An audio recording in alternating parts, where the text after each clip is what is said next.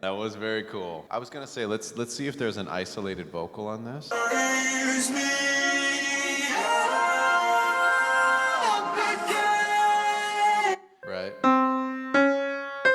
Raise me up. Sounds like he's just going into that connected head voice. Try that real quick. Raise me up. That's okay. So what I would do, what I'm hearing is just there's a little air leaking through that. So think a little more cry. Like, give me an ooh real quick and say, ooh, ooh, ooh, ooh, ooh, ooh. Feel those chords close on that. Try that on an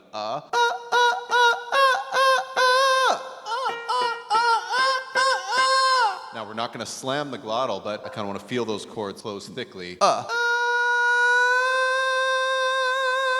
That way when I'm leaning air pressure into them, they don't go yeah, that's a looser compression. So I want to feel, I don't want to slam the glottal, but raise me up. I'm immediately engaging the chords on that B flat.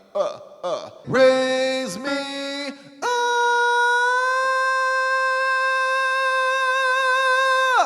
And then I feel like I get a really good efficiency off that seal of the vocal cords. So I'm going for like a nice connected head voice up there, almost a mix.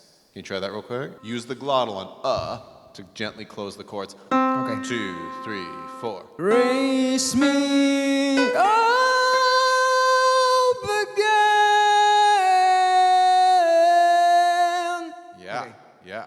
And that was a good descent because you brought, you mixed. You brought that transition in. That was good. It sounds, in the recording, it sounds like he's going so gently to it that my instinct was to go gently as well. To try to imitate what he's doing in the recording because it sounds so good. But yeah, I don't want it to be harsh, but you're just getting a little too loose if you let that air move a little too fast. Yeah, but that's why I was having a hard time to actually engage that vocal cords because of it. That's right. It's really about the attack, John, because if you start soft on the attack and then the air starts to go through, it's harder to pull the chords out of the breathiness into, you know, it's like, oh, I want more. But if you start with the closure, then you're right there in that head voice. And you're right that like he does back off a little bit. I might even be getting a little louder, but you just need to make sure those chords are nice and closed. Try one more time. 2, 3, 4. Raise me back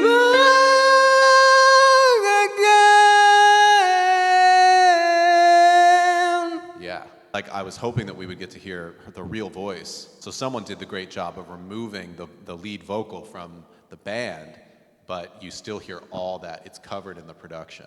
So it's really interesting, but I feel like a little bit of it is smoke and mirrors. I bet if he was singing, he's like going, raise me up, like a pop singer. Then he's putting this voice on it. He's going, raise me up. I don't think he's actually singing that hard or that aggressively. And then there's all that production on top of it. So it sounds like he's really talented with creating these different dramas and theatrical sounds for the screaming, but that he's not actually pushing the voice. Have you ever gotten to see this guy do it live? In person? Not yet. Huh? Their ticket sells like so fast. But I mean, does he seem like, do you see all the veins coming out? No. Yeah. No, he sings super relaxed. Yeah. So that's kind of what I'm picking up on immediately. Something you say or something you do, a taste of the divine. So it sounds like he kind of uses like a really narrow position to create like a lower larynx. Oh yeah, the sun above and the night below. Like he's trying to use a lot of that. It's almost like a Metallica approach.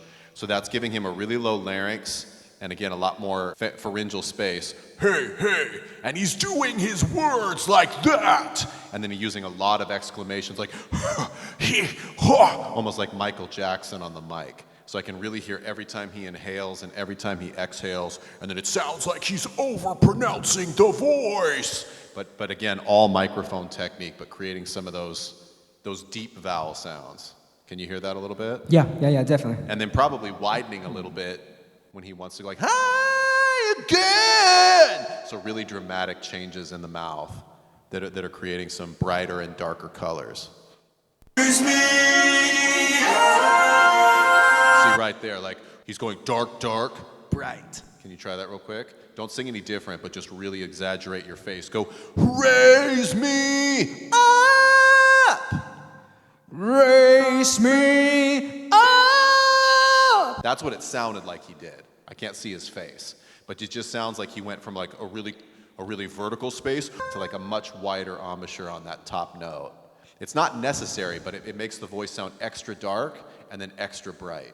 The wider you go, the brighter the sound's going to become because you're diminishing the pharyngeal space. And the more that you pout, the more depth you're going to get. That gives you that darker, more rich pharyngeal space. Okay? Take me past the edge. With the engagement, it's so easy. Take me past the edge. So that one doesn't sound like this, you know? It sounds a lot more neutral. Probably still widening a little bit just because it supports. When you're going above high C like that, he's going up to high E flat above high C. Past! Past! So we want kind of a smile that's going to help the larynx elevate just a little bit.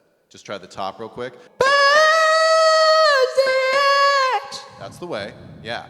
And the same thing, just be careful with the P. You want to bounce it a little bit more like a B, kind of like Latin, okay? Like instead of an American puh, that's going to explode a lot of air into it. But if I lessen that the explosive quality, like the word is bast. Bast the edge! Then I'm going to get better chord closure and a little less air. Okay. Okay? 2, 3, 4. Bast the edge. Yeah. So that's what I'm saying. Like, you know, we want, like, if you explode air into thin chords, then the likelihood is that it's going to go through them. And then you're too loose. Bast! Just a light buh. Bast the edge! Take me past the edge. Right.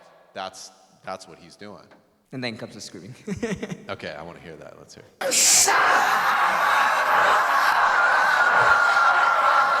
That's very interesting. That's crazy, yeah. That almost sounded like a whisper. That's crazy. Listen to that again. Like that sounds like he's barely pushing. Can you imitate that for us real quick, John? Yeah. Let's listen to this one more time. The other side. Yeah, and that might be like the bass layer, like the thing he recorded first. And then put your other developed fry scream on top of that. See the other side. Yeah. Can we go that far from the top? Yeah, I think so. Raise me up again.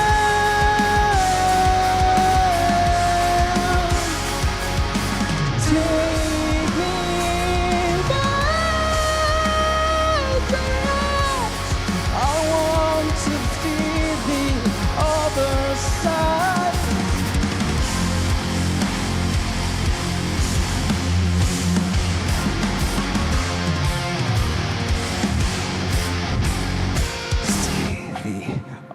The other side.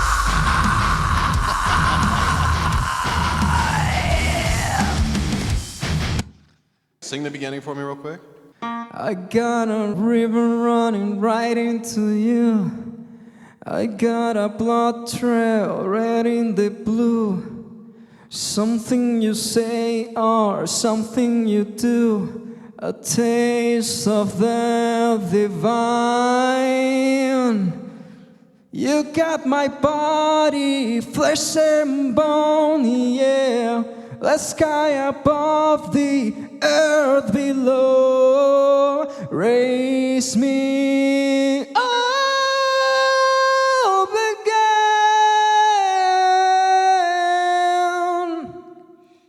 Take me past the edge. I want to see the other side. Good. That's getting better. Okay? So you're here for the beginning. That's just speech level. Then when he gets a little higher, next phrase. You got my body, flesh and blood, yeah. Yeah, so really feel that, like just give me some M's real quick. Say, ma, ma, ma, ma, ma. Ma, ma, ma, ma, ma. You got my body. You got my body, flesh and blood, yeah. Yeah, I would say you need to use a little more energy there. You got my body, flesh and blood, yeah. So that when you get to the raise me, you're at that level. Raise me up. That's what's going to make that sound lighter, is that the pre-chorus needs to engage a little bit more, medium. That's why that sounds lighter to you, because he's going to the higher voice. But you want that middle voice that comes in like right around the pre-chorus to be just a little more intense. Okay. Right now it's a little light. You got my body. It's like there. And so I want you to use more consonants and just a little bit more vocal energy on that part where the verse goes a little higher. Okay. Try that real quick. 3, 4. You got my body, flesh and blood, yeah. The sky above, the earth below. Raise me up again. And then just a little thicker on that. Up again. Like try to come down more to the middle voice. Okay. Okay? Because you're bringing a lot of head voice to it. I think he comes back a little bit further from the head voice. Up again. Like a little bit like that. Okay. Kind of like how Chris Cornell would do that. Okay. Okay, try it again from raise me. So give me more volume again. Raise me. Raise me up again.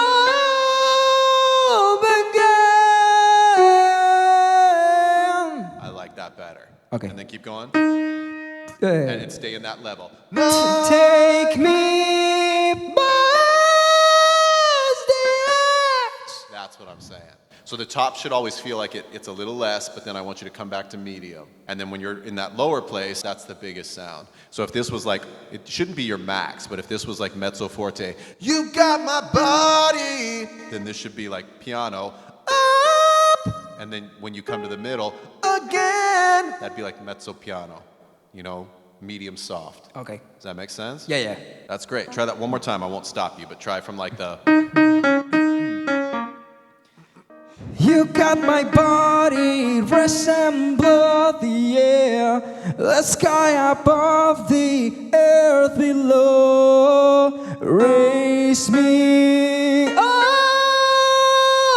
again.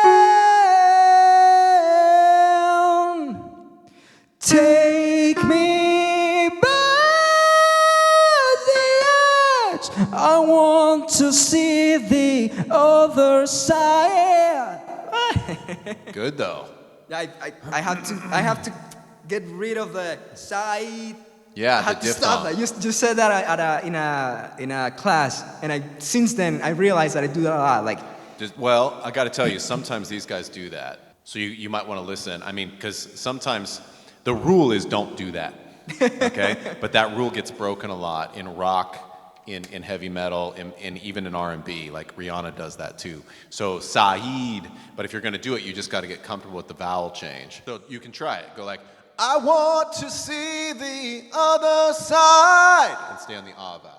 I want to see the other side. Yeah. And that's where I'm saying you've got to use kind of a medium, loud volume, mezzo forte, because you're right at the top of chest voice. It's it's 1/2 step below the bridge. So if you're going, I want to see, it's going to feel very vulnerable. You need to use a little bit more volume. I want to see the other side. I want to see the other side. Right. Side. Okay. Right. And then if you want to chew it, like Metallica or somebody else would, I want to see the other side. You got to know that that's going to pinch. And you want to kind of widen it, smile it. Side! Okay. It's got to be either a stylistic choice or it's got to be but I wouldn't be on the fence about it. So I either want openness, side, side, where I'm basically just singing the word side, like I'm from down south, like hey, side, on the other side, not the other side. I don't want the other vowel. And if I want the other vowel, side, I kind of want that grit. side. Like I'm trying to put a little distortion on it. So try both ways real quick. Try one that's wide open and give me side. I want to see the other side. Okay, now try one open. Side. I want to see the other side. Yeah, it's just don't be on the fence. You know, it's either ah or ah-ee, but it's got to be ah-ee with a little squeeze. Okay? Okay. What you don't want to do is accidentally be doing it because you get, I want to see the other side, side. That just makes you feel tight. But if I'm doing it on purpose, side, then it's like you're going to hear me squeeze that, like I'm putting distortion on the guitar. Or side. I'm going to keep it wide open so I get that more powerful sound. Okay. Okay? So yeah, and in general, if we were singing something a lot less dramatic, the rule for diphthongs is sing the first vowel and try not to fall into the second one. But you're going to hear a lot. Like if you listen to Metallica, that's just, it keeps coming to my mind because that's exactly how James sings. He's like, Saeed, all the time. And it gives you that kind of squeeze in the throat that gives him some of that distortion. But you see how that's just, again, not a loud sound. Saeed, I want to see the other side. Like it's all just, it's bullshit. It's really, really cool bullshit. It sounds huge on the mic, but it's just me singing medium. Okay? Good. Can I do one more take? Yeah. Up to the screaming? Let's do it. You want to do it? But try to sing at this level. I'm going to throw the karaoke back on. It's going to sound kind of big, but you just need to pay attention. I'm going to sing exactly like I've been singing this hour. Okay. Okay? Think about like how loud you've been singing. Feel it, okay? So that when you get to the, you know, don't back off because it's so loud. Like feel yourself. Raise me up again. And just let that kind of be around you. And you just pay attention on how it feels, the way you were doing it without the track, okay? Okay. That's the way to do it, all right. I can do the second screaming too. A little more screaming. Sing just a little louder, I got a river running right into you. I got a blood trail red in the blue. Something you say or something you do, the taste of the divine. You got my body flesh and blood, yeah. The sky above, the earth below. Raise me up again. Not a little more. Take me by the edge. I want to see the other side.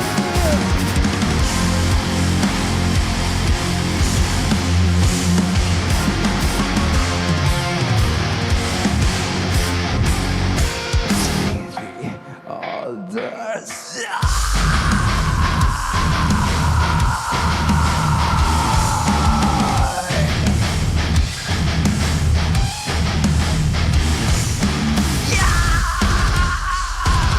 That was good, dude. So see how just a little bit more engagement was right. Yeah. I don't want you to start pushing. I never want you to push on a song like that. But at the moment, you're on the side of just being a little too light. And that's a safe place to be. But you actually had more control when you used just a little bit more vocal energy. Okay? So we've all got to learn that. And especially if you're playing with a band like that, because the sound is going to be overwhelming. So you got to make sure that you really learn what it feels like to be singing at a healthy pressure, a healthy chord engagement, and then you don't push past that point, but you're also not under that point. And then you're going to feel like you've got stamina and you can sustain. Yeah, that one felt really good. You sounded really good. Interested in more voice training? Visit us at wolfstudiosnyc.com.